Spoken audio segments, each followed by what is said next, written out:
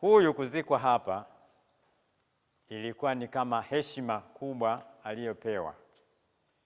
Angeweza kuzikwa huko nje kule mbele ambako wanazikwa watumishi wahudumu wenye cheo cha ukenan mbele ya cathedral.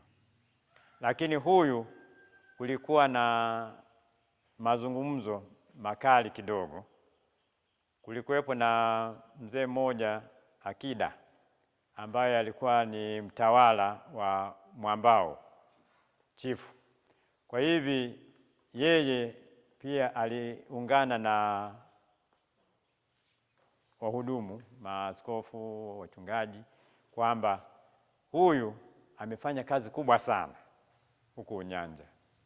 Kwa hivi ili tuweze kumhekimisha, mimi ni Muislamu, lakini nimeona huduma yake ilivyokuwa bora na Mungu alivyomjalia apewe heshima ya kuzikwa kanisani.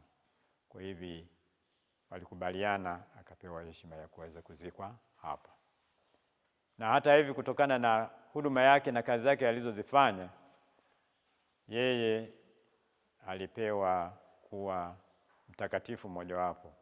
Aliombewa kuwa mtakatifu mwaka 1958 na akakubaliwa kuwa mbarikiwa, na yuko katika orodha ya watakatifu katika sehemu ya dini yetu ya Kianglikana.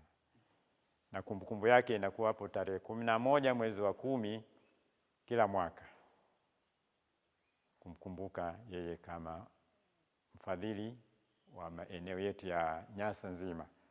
Sio Liuli tu, kuanzia huko kusini hadi kaskazini, Manda amehudumu sana. Manda ndio zaidi. Kama kanisa